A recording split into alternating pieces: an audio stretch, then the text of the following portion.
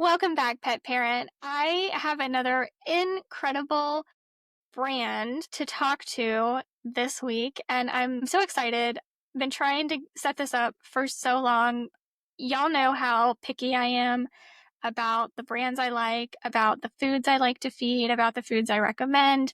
There really aren't that many, and I'm just so excited. Thank you, Nicole, for being here today to represent Small Batch, which Absolutely. is one of the foods that I keep in rotation for my animals. And I'm so excited to finally have you here. So welcome. Thank you. We appreciate the invitation and the opportunity, and I know a long time coming. Yeah, yeah. So I would like to just start out by, I think one of the things and the reason that I reached out to you guys initially is because we have some really incredible, smaller, newer brands in the market, but there are still a couple that have you've been there for a little while. I think sometimes we can get caught up in the shiny new things, and we can sometimes forget about the like old trusty things that are still doing great.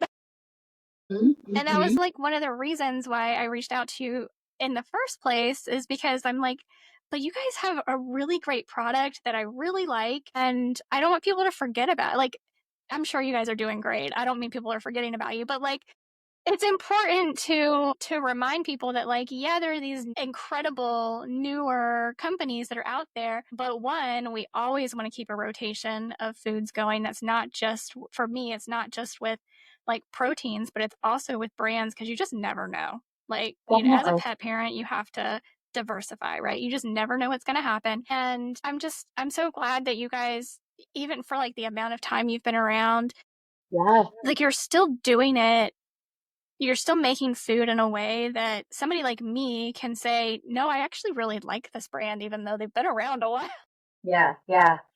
It's definitely been an interesting path in small batch compared to the way that the category has been illuminated, really in the last kind of 5 to 6 years. And one of the most amazing parts of the small batch timeline is the fact that 2025 is actually our 20th anniversary from, the concepting, there we go, of, a pet food. I have felt like the trajectory of slow and steady and really focus is actually a thing that sets us apart from the majority of the brands that you'll find on freezer shelves right now, From the get-go, the focus was on the quality of ingredients and harnessing the raw materials and their nutritional integrity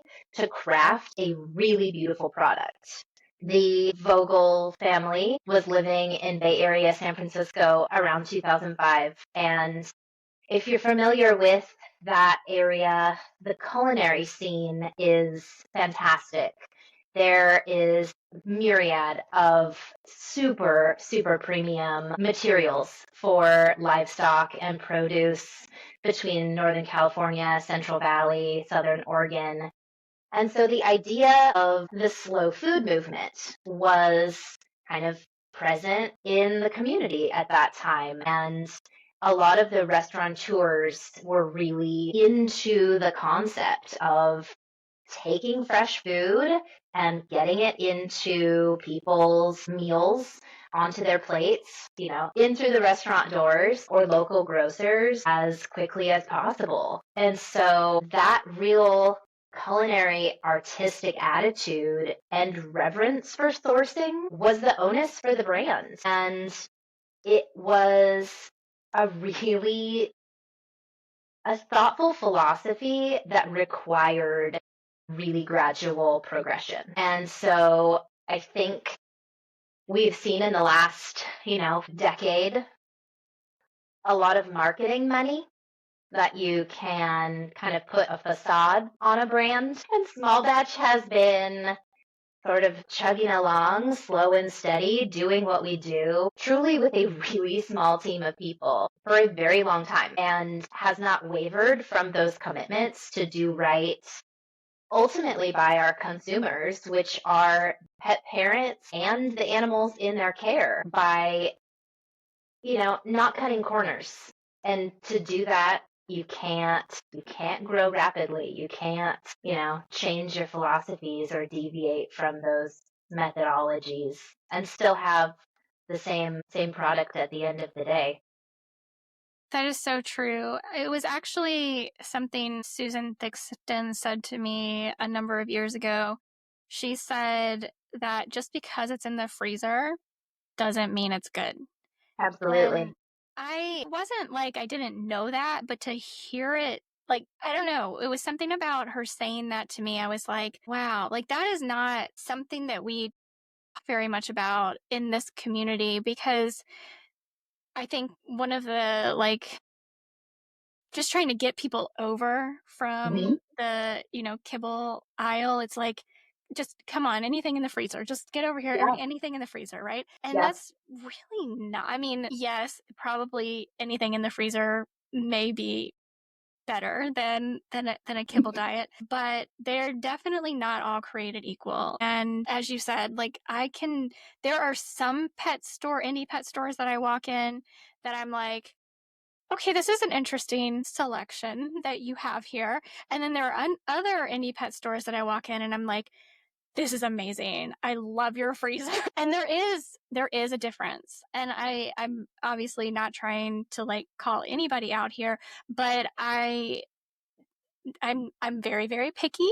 I know I'm very, very picky, and I'm just really excited to have you on to talk a little bit more about small batch. So it sounds like started from the whole like foodie movement, which is still a thing. And what you've kind of described is really how you have set yourselves apart from other brands. It's like this is our philosophy. This is the end product that we want to provide. We want it to be really high quality, and it sounds to me like you would rather make sure that that end product meets your requirements versus any growth that maybe happen. Like you would Yeah. rather pass up growth that would require you to do something you're not comfortable doing.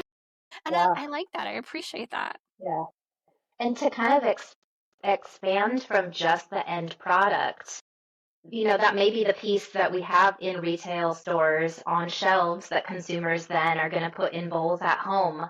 But looking the opposite direction in the production sense, it's crucial that we are contributing positively as consumers of the food landscape in our country, because available food materials, whether it be meat or produce, those suppliers are responding to consumer demand. And one of my favorite things that David Vogel, one of our founders, told me when I was brand new with the team, the meat that small batch sources, those animals should have one bad day. And if we are making sure that the livestock we procure has lived with respectful treatment, species appropriate conditions, so that they are not only healthy and raised to be, as nutritionally sound and viable as possible, but sort of our energetic contribution to food shed, has a really positive impact. Because like we said, we want from start to finish small batch to be making a net positive impact on wellness for all creatures. And it's an interesting consideration to sort of look at the options for meat sourcing, whether it be domestic or international, and sort of where factory farming or confinement style agriculture fits into that picture. And there are some staggering statistics about how much of factory farmed meats is consumed directly by the pet industry. And so we focus so pointedly on our companion animals And we forget that we may be directly supporting the negative life experience of an animal that's being consumed or raised for consumption, you know?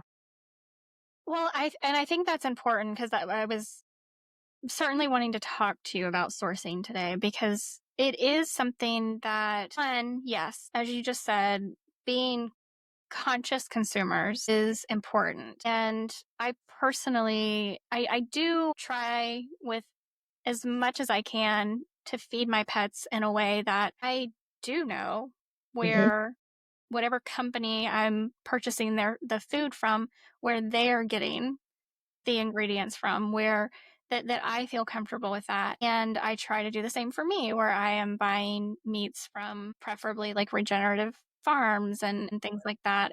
Similarly with produce, having organic produce whenever possible. I think, one, I always say this, that it to me is a privilege to be able to have these conversations and to be able to purchase these types of foods, to understand that, one, understand that this is something we need to be paying attention to, but then also to be able to source them and purchase them. And what small batch does, in my opinion, it like kind of takes the guesswork out of it for Yes. pet parents. And another thing that I wanted to bring up, I've been talking a lot in my live videos recently about greenwashing in the pet industry.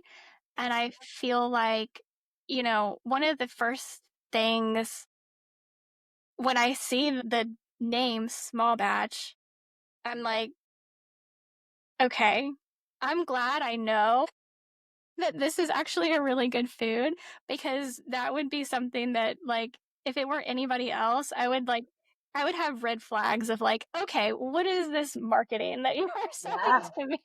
Isn't it funny now how everybody in every category, whether it be hard goods or treats or foods now, and we have been small batch literally because that is how the food is produced, like I said, for 20 years now. It's not it's not anything that's been curated with that marketing spin. It is a genuine reflection of the way that the food started. It was David and Diana making a small batch in their kitchen for, people that were getting food from them locally. That's incredible.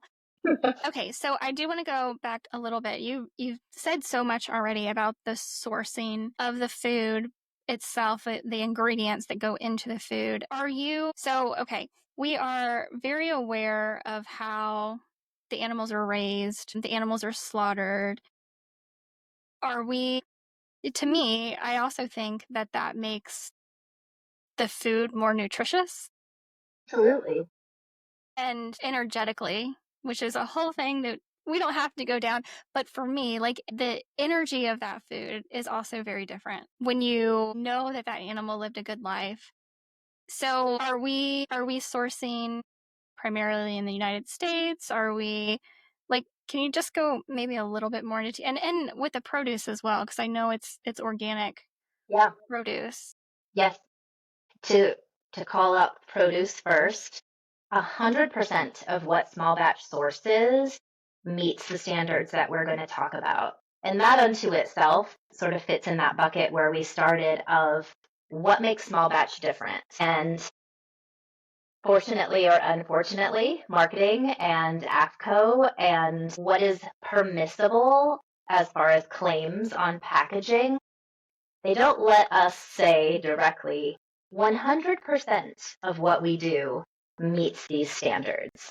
And that's really where, particularly brands in the freezer, have the opportunity to cut corners. It might be 60% of what we do, and the other 40% is of a different caliber, and everything in between the possible span of combinations. But so as far as produce and herbs that we procure, 100% of everything is certified organic. It is all domestically procured almost exclusively from the West Coast. The one exception is the chia seeds, and it kind of fits with the same philosophy as the meat that we procure. There is always going to be a best place for some of these materials to be raised. So, where things should grow naturally to be their most robust, nutritious selves is a part of the equation. But meat that we procure, the philosophy has always been to buy as close to production as possible from small farms that we contract with directly. That's one of the first and most important pieces that is, again, a difference with small batch. A lot of production is done through co-manufacturers. Well, they will go out and actually procure according to whatever set of standards you set forward. But basically, you are putting it in the hands of a third party to do what you would do, to have the same, stringent evaluation of a potential source. So for us to contract directly with small farms that have demonstrated competency and commitment to the best of animal husbandry that we can find is piece one. Finding them as close to production is a component, and then the best quality that we can source to make sure that we can guarantee our production, and get things as fresh to the facility as possible is piece number two. It's, I don't think, discussed enough how fluid the meat industry can be. We've navigated a lot of changes in the last 5 years, particularly since COVID, but even small suppliers, they're acquired, they have new ownership, practices may change, certifications may change. So it is kind of an ongoing process of adjustment. But as far as meat procurement, 90% of what we source is currently all domestic.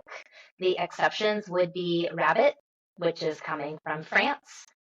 We had to move our domestic rabbit supplier, but the partner that we have actually produces for culinary use rabbit. And then we have been able to get secondary and tertiary sourcing for certain materials that we use a lot of.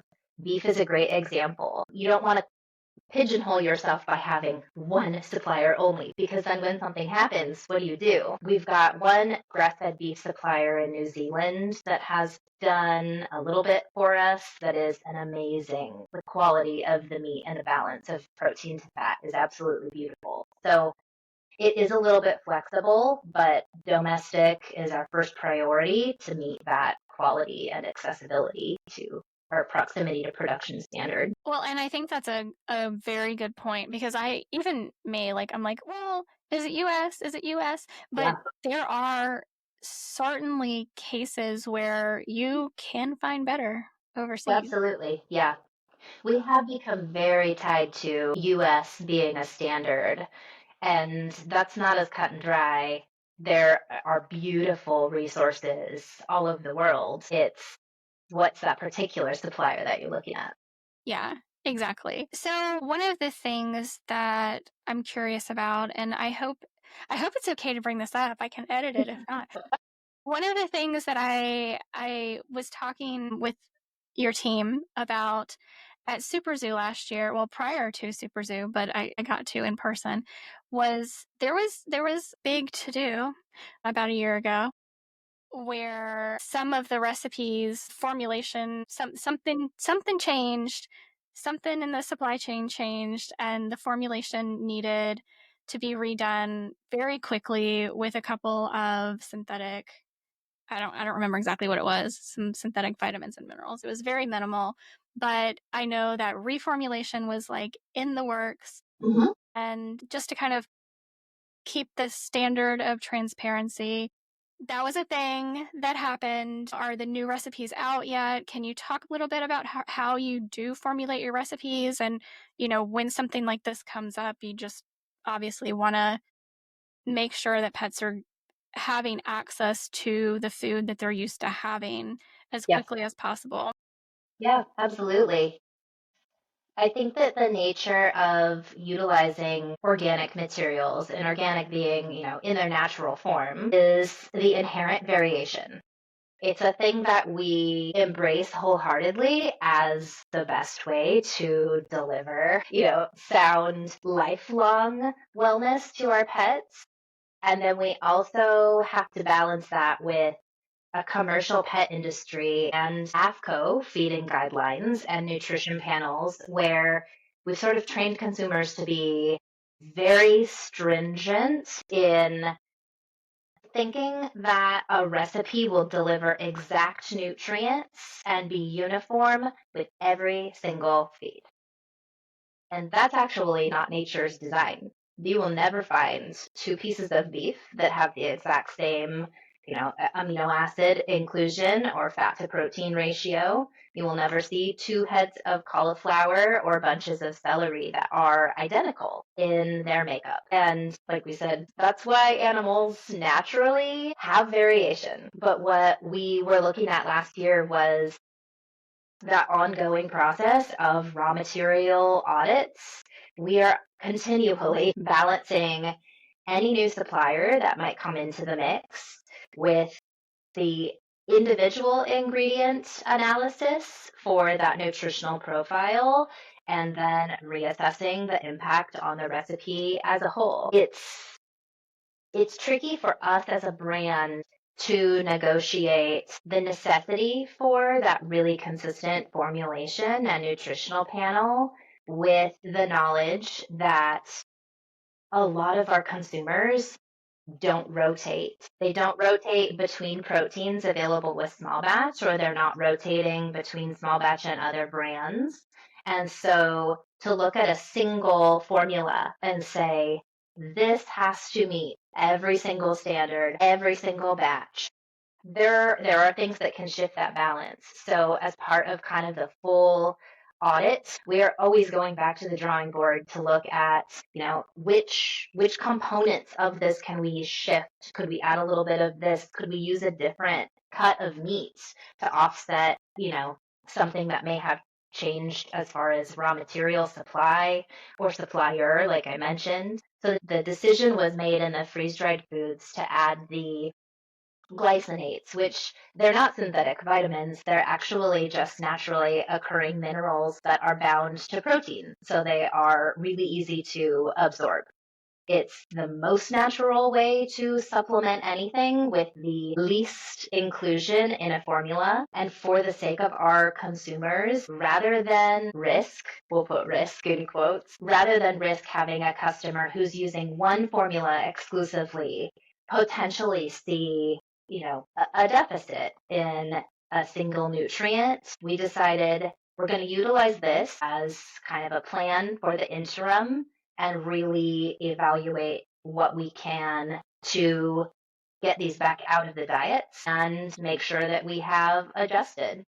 We've always got new information too to consider and looking for new suppliers for things that we might want to utilize when we're shifting those recipes around. But the really exciting news is the new formulas across our categories are just starting to roll out. We have already touched our frozen raw cat diets and some really beautiful brand new packaging, which we're going to be debuting at the big global pet expo coming up in 2 weeks, is just starting to hit retail shelves. So in addition to the new styling, those recipe updates are going to be making their way into the landscape. The raw cat sliders will be the first that we see. And then those dog freeze-dried sliders is going to be the next category. And then we did a little bit of an overhaul on our frozen lightly cooked sliders for dogs as well. So it's really been, dare I say, a labor of love and an incredible amount of work. But, the effort to get it right and ensure that nutritional viability and the recipe integrity is, it's not something that you can do quickly, for sure. And we want to maintain a really palatable recipe without disrupting, what pets have become accustomed to. Because we certainly have a large percentage of the small batch customer base that has found our products for a really particular set of reasons, be it ingredient sensitivities or, just a picky pet. But really, likes the flavor of the formula. So there's tons of considerations, but my goodness, it's been, uh, you know, long time coming, and we are excited to see these new formulas rolling out.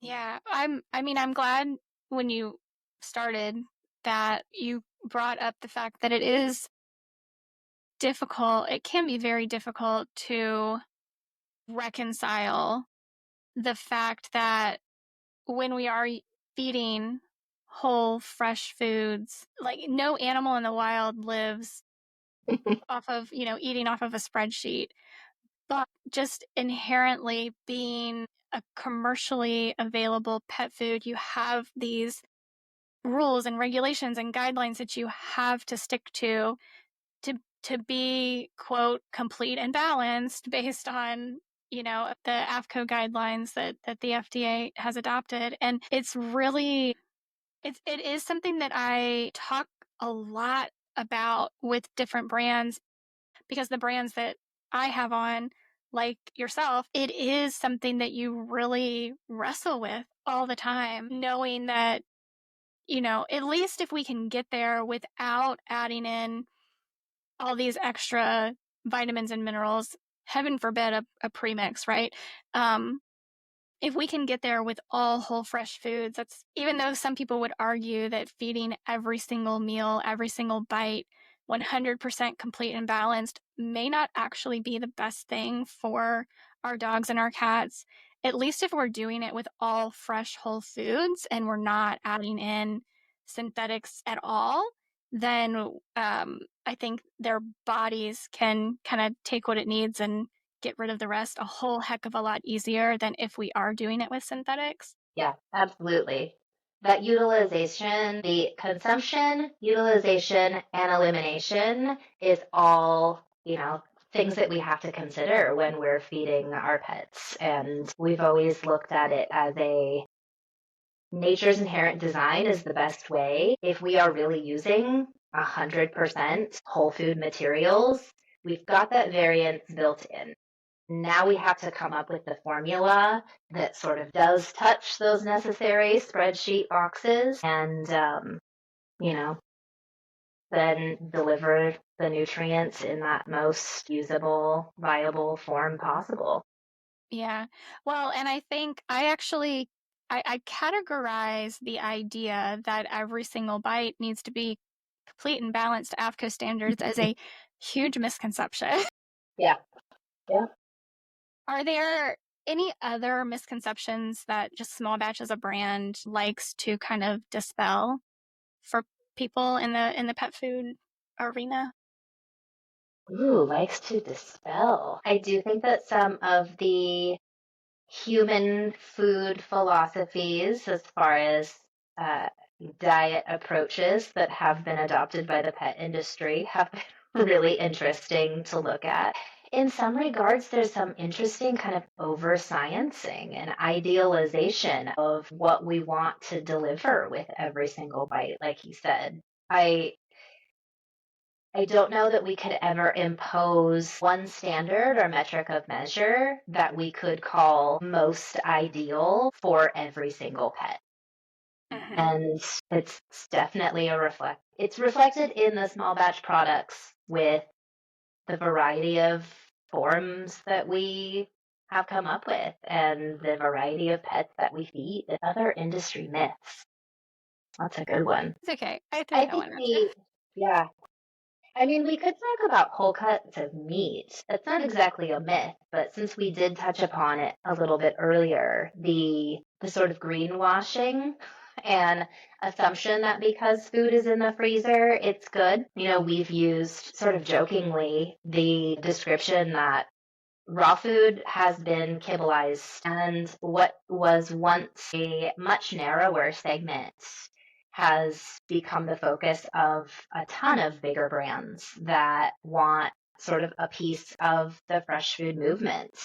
So it's easy to pay a formulator and use a lot of money to get a food produced, and every single ingredient and then the summation of the recipe as a whole can be very bottom of the barrel, least expensive possible, all the way up to super premium, thoughtfully sourced for the nutritional value, um, and anywhere in between. And there are a lot of claims of caliber and quality that do read really well on bags, but when you start to dig below the surface, meat in particular, there is a whole variety of forms or pieces of meat to actually procure. And it's incredibly unique that small batch uses exclusively whole cuts of meat.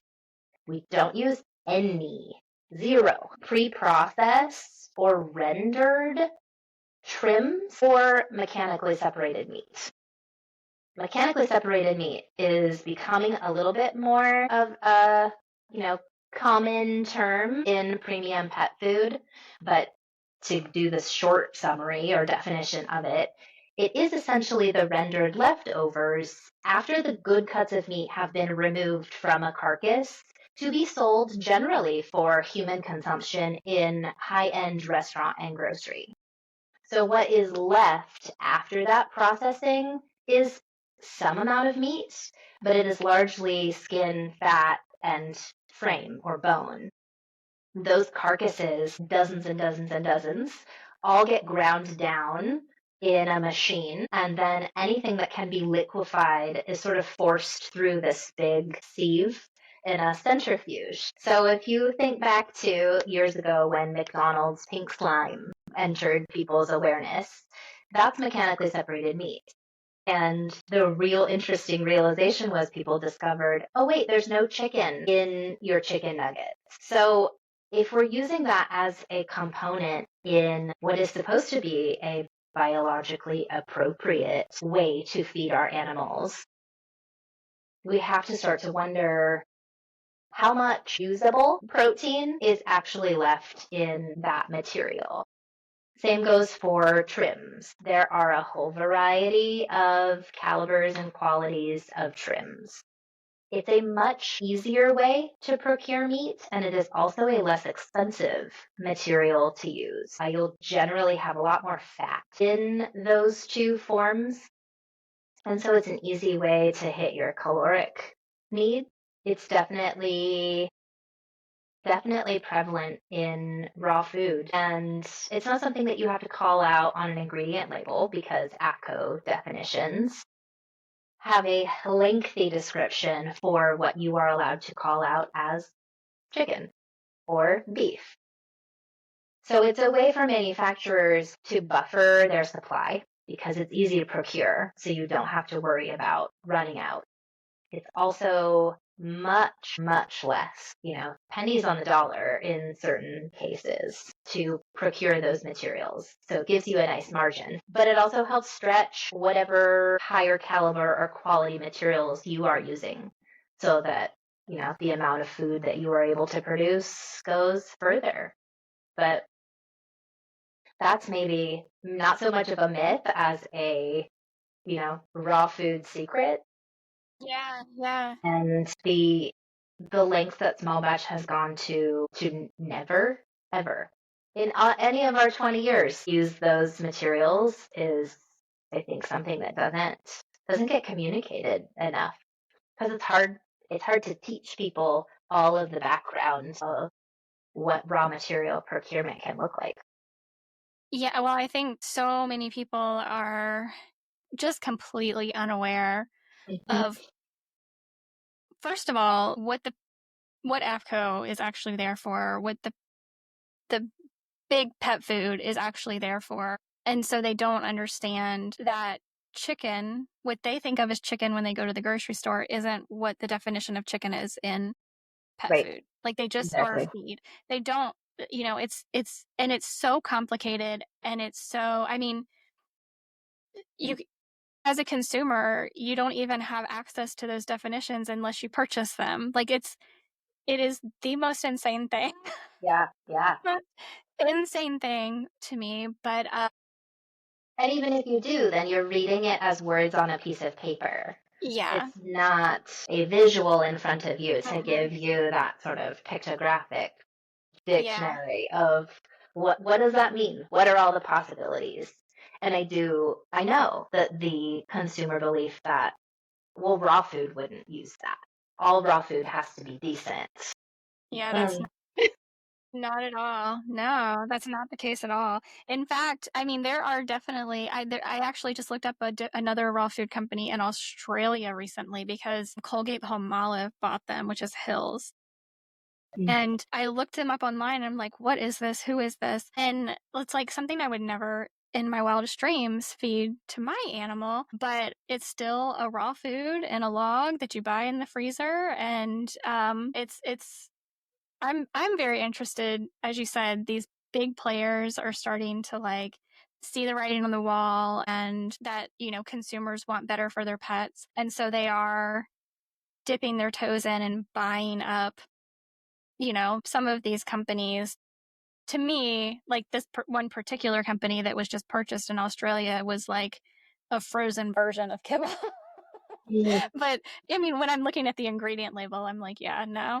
But it is very interesting to see, and I'm sure you guys have seen in the 20 years. And I think I don't remember how you've been there a good chunk of those years. yeah, This change and this trajectory in the pet food industry overall, which I think is a good thing. I was even talking to somebody yesterday and I was like, as much as I don't like the farmer's dog, for example, I don't like their recipes, I am very grateful for their marketing budget because they have raised awareness to so many people that you don't have to feed that dry junk that's sitting in your pantry to your pet every meal for the rest of their life.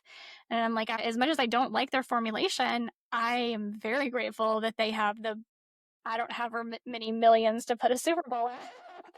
yeah. Isn't that wild? How many thousands of dollars for each second does that cost? But we will gratefully say the same because we have had these players, not just in fresh food, there were a few in kibble that actually reached consumers with that messaging. You need to be looking at what goes into the food that you're buying. And it may start with reading it off of the packaging, ingredient by ingredient, and then it elevates from there as awareness is established and pursuit of more understanding, sort of sets in. And that's fantastic. We have to spend all of our pennies on the raw materials, the production, and distribution out to our, retail partners that we can. No Super Bowl money yet, unfortunately. Yeah. Well, I just have a couple more questions for you. One is, first of all, I'm actually kind of surprised that you said there's new packaging rolling out because I feel like you Yeah. guys just rolled out new packaging in the past couple of years, which was beautiful. We started to update. You probably are thinking of our Super Booster bites. Maybe. So those are a treat or topper option, and those were the very first products that sort of gave nod to the new styling. The diets, the frozen raw cat, the dog raw formulas, those have actually not been touched in more than a decade. So this is a big deal for us to redo the look of small batch. But the reception to it so far has been really, really positive. And small batch has such a distinct look on shelf. And I know it's a big deal when anything changes. And I am really confident that our retailers and customers are going to have, a really big positive reactions to the new look. Yeah. Well, I do want to touch on the fact that you do have more than just the food. So if you want to talk a little bit about like the whole line that you Sure. do offer, I'd love to Yeah, give you that opportunity. absolutely. The evolution from a great raw food has sort of been a reflection of what the small batch loyalists have requested. And that feeding philosophy that some fresh food is vastly better than none has always been really near and dear to our hearts because you mentioned we've got a whole variety of influences, be it accessibility to independent retail, budget, pet needs, maybe medical conditions. There are drivers for people in what they choose, what they're able to feed, what they choose to feed, what works best for their routine in their household. And so sort of being able to broaden the variety of choices has been amazing and certainly a way for us to get more options into the landscape. So we have those complete and balanced diets that are in a few formats in the freezer. We do the raw diets, both for dogs and cats. And I always love to mention our cat diets for a raw food are one of the best starter raw recipes available. The first food that we made was actually for Blue the cat, who people have seen recently on our Instagram. But we sell more chicken cat fighters than, my gosh, almost any other SKU that we produce, which is kind of wild. But we do those complete and balanced raw diets. In the freezers, you will also find the lightly cooked recipes for dogs. That was sort of an adaptation because we had more and more of our consumer base that was looking to do a home prepared diet. And a lot of them were finding that for a variety of reasons, either their veterinary partners had some resistance to raw, or they had maybe an animal or human in their home that had immune issues, and they felt like doing something that was very gently cooked was a safer point of entry. So those diets for us are sous vide. They are fully cooked, so the temperature still comes up to 165 degrees for pasteurization of pathogens per FDA safety regulations. But what we found with those is the proteins themselves are a bit more digestible for animals whose digestive tracts just aren't as robust. And that can be for a whole variety of reasons, be it age, they're brand new to fresh food for the first time in their lives, a medical issue, like we mentioned. That is a really fast growing category for us. And we're super excited. We're going to be expanding the proteins in those lightly cooked sliders, announcing them at Global. So we will have two brand new recipes to share with our consumers soon, which we are thrilled about. Um, Outside of the freezers, we have the complete and balanced diet available in freeze dried formats. So that's going to be freeze dried sliders for dogs. And those recipes are almost identical to their frozen raw counterpart, but made in the shelf stable format so that you can rehydrate, keep them in your emergency kit, perfect for all of the travel, dog sitter, versatility, backup plan needs that you might come up with. And we have the complete and balanced freeze dried meal bites for cats as well. Those are such a cool mix in for people that might do some raw for their cats, some canned food for their cats. They're a 98% meat, bone, organ recipe. My dogs actually love them as treat bites. So I use them as a giant bag of, mix-ins and addition to my training pouch when we go on our walks. And then we have a variety of small batch treat options. The super boosters that we mentioned before, we created them really to be a check all the boxes, super high value treat or meal topper recipe. We have 95% meat, bone, organ in all of those varieties. Each protein is then paired with a specific superfood. So we get to have a little bit of variety in that functional benefit. And then those are also augmented with a fermented probiotic. So the pairings for those across the recipes are chicken with turmeric, beef with papaya, turkey with cranberry, duck with lion's mane mushroom, which happens to be one of my favorites, lamb with blackberry, pork with chamomile and blueberry, which is probably my second most favorite, and then a rabbit bite that's paired with dandelion greens. Mm. So you kind of get that ideal super meat centric, minimal ingredient recipe, but with those superfoods that might be used to leverage specific wellness needs and offer that little bit of digestive support. And, versatile. Use them how you need, as your treat, as your bowl mix in, and they are appropriate for dogs and cats. That's, I feel like, overlooked thing with a lot of the small batch products. There's a lot of versatility in what we have created. In the single ingredient freeze dried treat lane, we have had our freeze dried hearts for a while. Those are available in chicken, turkey, beef, lamb, and pork.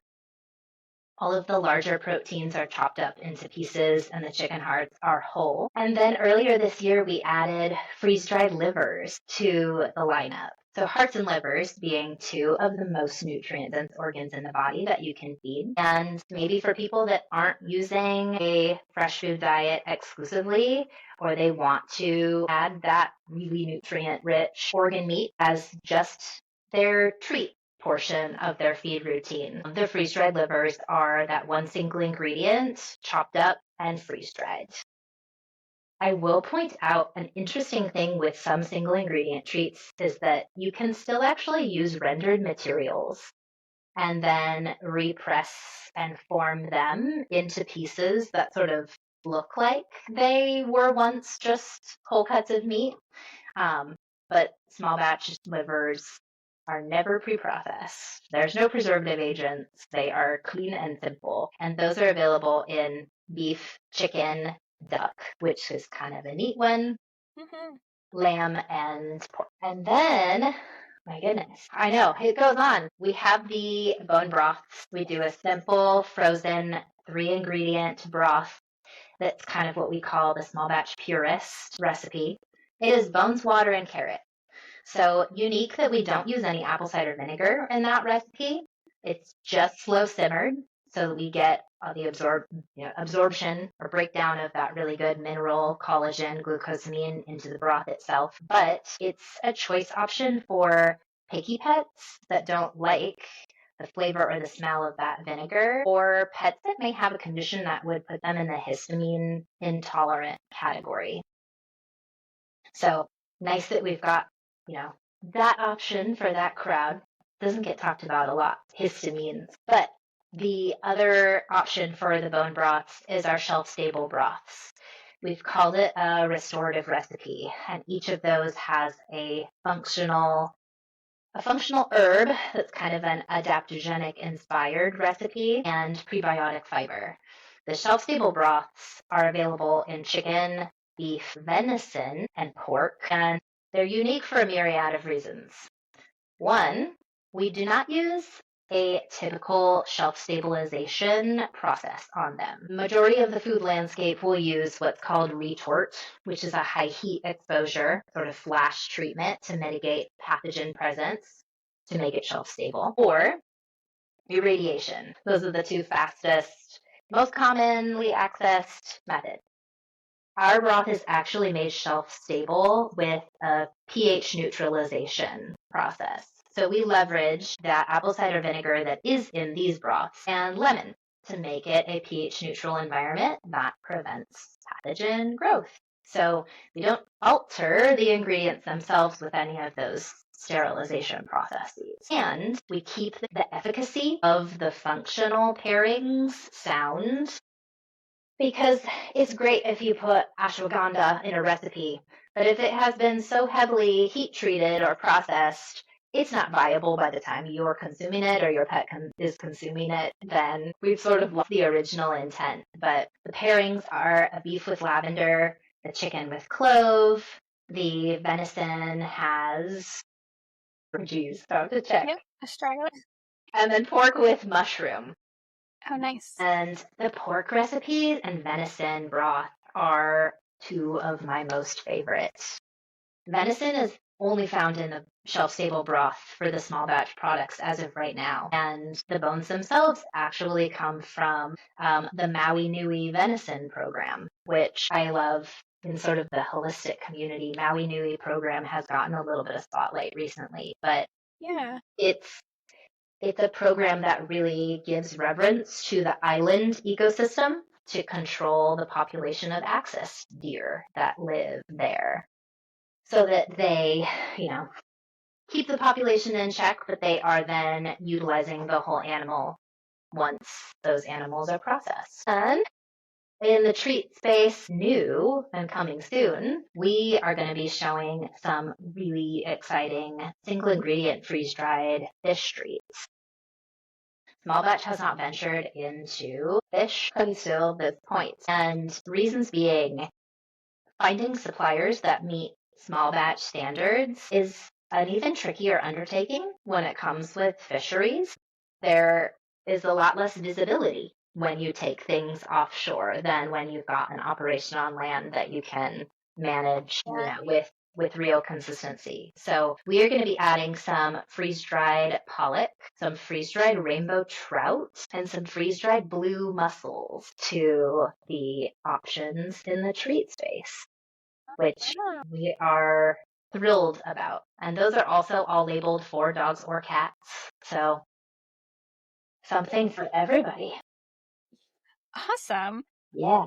Well, this actually will not air until after Global, so I'm excited for all the new stuff and the new recipes and just for everything you guys are doing and being like transparent about your sourcing. I think that's one of the biggest things for me when I am recommending pet foods is like I can't figure out if I don't know if you're not being open and honest about where you're getting everything from. Like I just don't know how. But that's me. That's just me. Yeah. Yeah. Yeah, so I appreciate it and I appreciate what you guys are doing. I look forward. I will not be at Global, but I plan on being at Super Zoo, so hopefully I'll see you Great. there. Yeah. And yeah, is there anything else that you've touched on so many things I that like I didn't know. even have to ask questions about? This is a great conversation, and the opportunity to really talk to our customer base and give them new things to think about when it comes to picking your raw food, picking treats, aligning themselves with a company. I'm always hopeful that we can give a little bit of, fuel to the fire, so to speak. Not only reiterate that small batch standards, I think, are of a caliber unto themselves, but the products that we've produced for 20 years have continued to hit that mark, and we're excited to see what comes. I am too.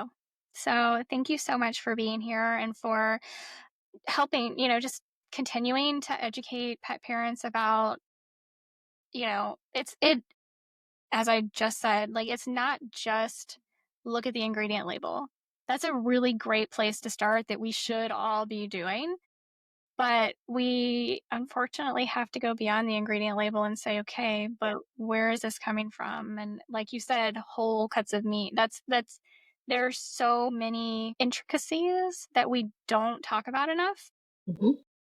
And again, part of that I do think is it's a privilege to be able to have these conversations, to be able to think far Certainly. enough out that's just not how am I going to feed my pet today? Like I get, we're privileged to have these conversations, but they still are conversations that I think are important and need to be had. So thank you so much. Yeah, absolutely.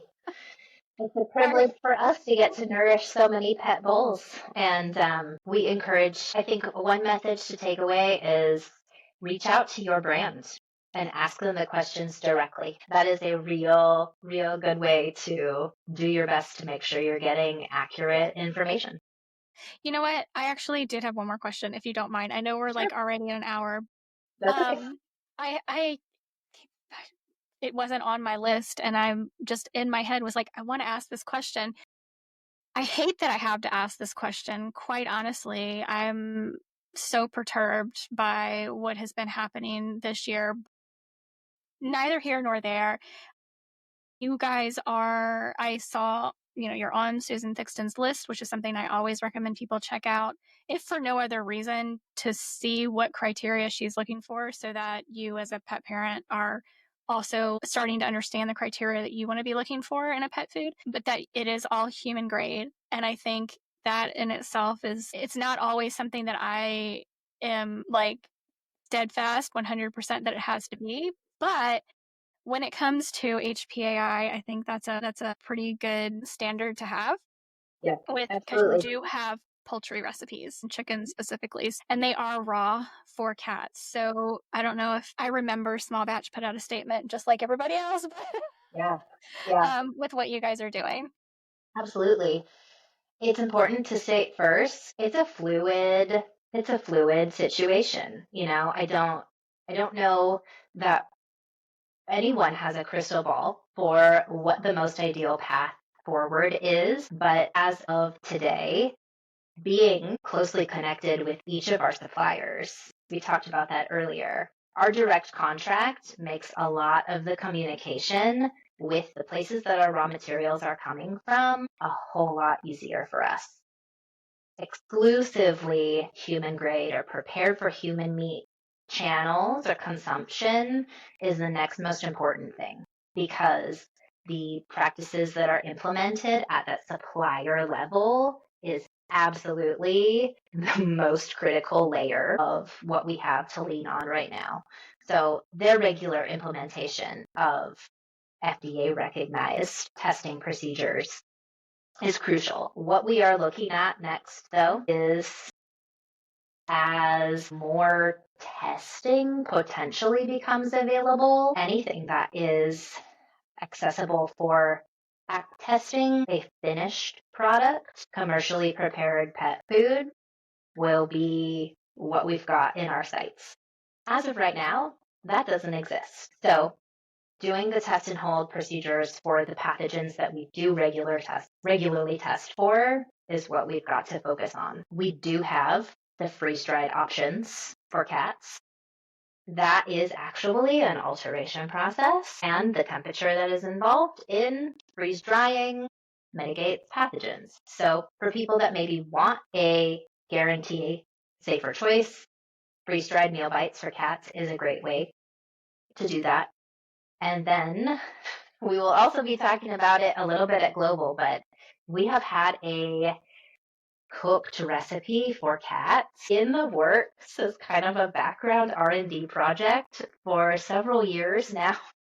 Wow. So, not actually in response to this at all, but because we want small batch caliber materials in a format that people may find a little bit more, reassurance in, that has been focused. It actually, at the end of last year, sort of came back to the forefront as one of the next things that we wanted to get to market. But we will be having a perfectly cooked cat slider available in the marketplace, hopefully by late summer of this year. So, It's awesome. we're kind of coming at it from a few different directions, but that real regular stringent communication with suppliers is absolutely ground zero. Yeah.